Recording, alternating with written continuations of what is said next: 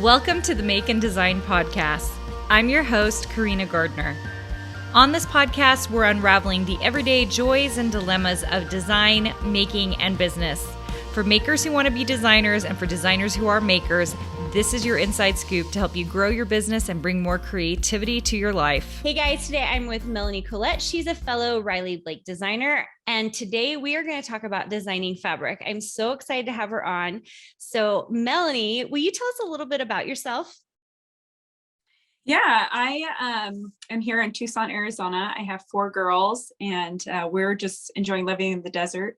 And my girls are actually a big inspiration behind a lot that I do, especially my fabric lines.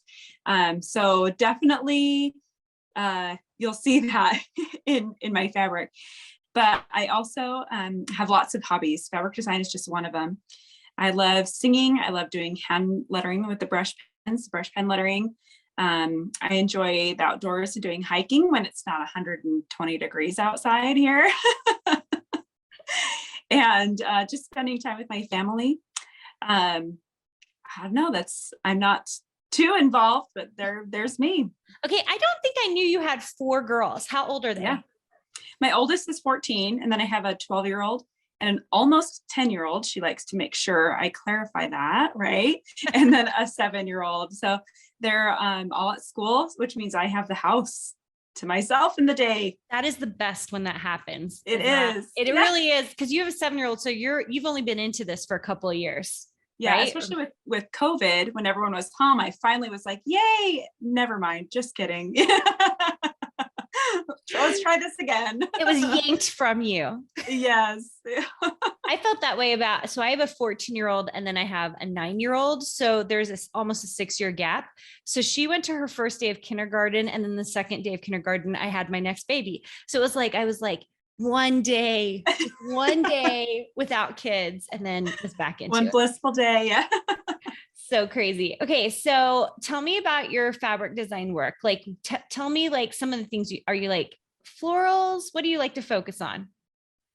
I mostly do florals. Yes. Just because of that feminine aspect. But that's generally what I doodle. When I sit down and I just want to draw something, it ends up being leaves and flowers and little trees and nature, like butterflies or bugs, that's what I do. So I have pages and pages and pages of all flowers and leaves and all over the house. So yeah, it's mostly florals and geometrics. Those are my favorite. Okay. And okay, so I want to ask about your newest fabric collection, because you just came out with one in September. So tell me like the inspiration behind that, the name of it, like why you did it. All right. So my new fabric line is called Primrose Hill. And I actually designed this when the world shut down last year in March. And it actually is the most beautiful time of year here in Tucson. And so we spent a lot of our time outdoors, just walking our neighborhood over and over and over again. And believe it or not, plants do bloom with flowers here in that time of year. And so I just really realized that all this time that we've been spending indoors, working, doing our school, I was missing the beauty that my little world had to offer, and just the time and the appreciation I had to be outside. And so I started drawing with this in mind, and I always went on these walks with my girls because I don't want them in the house on the screen all day either, right? So just thinking about them, thinking about the flowers, I got into this groove with this line. And as I was looking up flowers and studying them on the internet, I came across a woman named Ann Arbor, and she was the first woman to be inducted in the Royal Society of England, where she was the first like botanist woman to be inducted there. So I got to research her a little bit more, and I was like, you know what, I'm going to dedicate this line to my daughters and to this Anne woman who like paved the way in her own sense. And she had one daughter, and just her and her daughter together. And so that's kind of where my inspiration came from, was my children, and then women who came before who love flowers and who wanted to make it a part and understandable to people like me. And so that's where Primrose Hill came from. Primrose Hill was the birthplace of Ann Arbor. So that's where the name came from. That's so awesome. So tell me what the colorways are in this line. All right, so I've got some almost peachy pinks, some light blues that are a little bit dusty. I kind of went with more of a dusty feel for this line. So I do have like a wheat color and olive green and a cream instead of the pure white, just so it's a little more mellow. Each of my daughters kind of comes out in my fabric lines. And so this is my oldest, who just likes to stay indoors and snuggle up with a book and is very calm and chill. And so that's what I kind of wanted the colors to emote with this fabric line, was the chillness. So I love it. That's so fun. Okay. So tell me this, what's your design process? Like, do you start with your master? Do you start with the geometric? Like, where do you kind of start when you start designing a line? And are you designing in Illustrator, Photoshop, by hand? You know what? I actually first start on my iPad using the program Procreate, and I will just brain dump, like any little thing I have in my brain. I will just dump it into multiple artboards, whatever, in Procreate. And then I bring it to Illustrator on my computer and I pull it in and I decide which elements I want to be the big ones, the small ones. And then usually I end up doing my secondary prints first, the ones that are kind of medium scale. I do that. That's how I do it. Yeah. Secondary usually is my first print, which is funny. Yeah. It's so funny that the secondary is, but it's because it's like not as full as the master, where you have to like add so much. It kind of gives you a sense of where the line is supposed to go. Yeah. It's that thing that brings the main prints and the geometrics all together. And so I like to kind of start there. I actually always, I get stumped sometimes on my main prints. I sit and stare at the computer for a long time and I'm like, what is this eye-catching thing? And I'll sit and sit and sit. And then someday just one day out of the blue, I'll sit down and be like, bam, it's right there. And I sit for hours. I'm like, nobody talk to me. I'm in a groove. You know? That is so funny. I will say that kind of happens to me as well. In fact, right as we're talking today, I'm supposed to get my master in to Riley Blake, and they have a master for me, but it wasn't exactly right, which I felt it as well, but I wanted them to see the whole line together. And so I have to I'm not redoing the master. I'm fixing it. I want to bring more into it, but it is so funny because the master, like that's usually the one that ends up back in my hands as I try to get some ideas of where it needs to go. Yeah. Yeah. Same. Yeah. Cause it's so important. It's the first thing everybody sees for the line, right? Yeah. And it's what looks best. Like if you have a large block, you want that big print to shine in that large block. Yeah.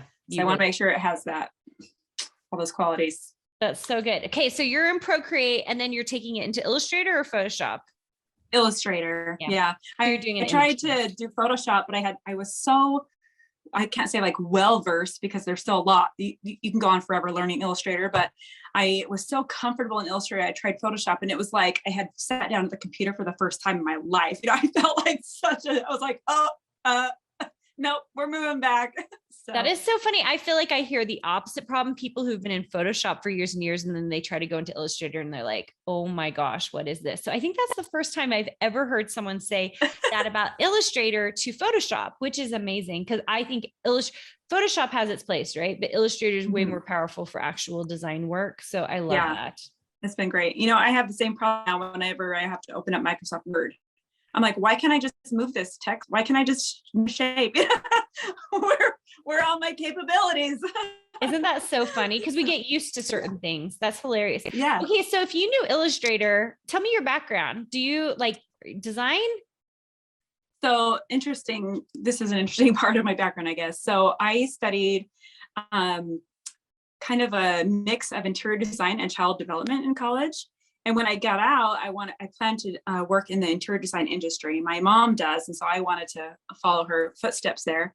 But I realized after I got into quilting that what I loved about interiors were the textiles, and that's where I really felt connected. And quilting was I am touching and cutting up and rearranging this fabric into something great.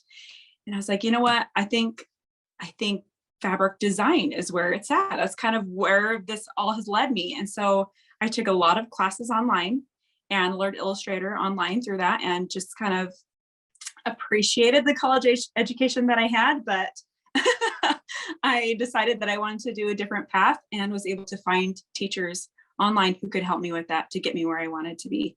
Yeah, that's amazing. So, so good. Well, Melanie, if people are looking for you or want to see this latest line of yours, I know this, we're a few months out since your line came out, but you guys, that means you can still get it. You guys, once it's like a year out, it's really hard to find a line. So if you are interested in Melanie's line, Melanie, where can they find everything about you? Well, I have a website. It's hellomellydesigns.com, and Melly is Melly. And that's what my grandma called me. So that's why I picked Melly.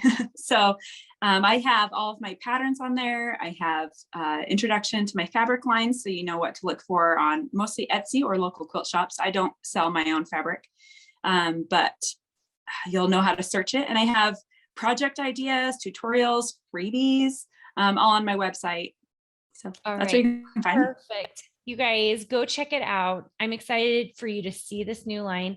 And I thought like just some of her insights for what she's doing, like she's starting on the iPad, she's starting with the secondary. I think those are really cool things, especially for those of you out there that are looking to get into fabric design, that these are like some good guidelines. Because even as she was talking, I was like, yeah, that's some of the things I do. I actually don't start in Procreate. I usually start in Adobe Illustrator on the iPad. So that's where I start, but I think that's really phenomenal.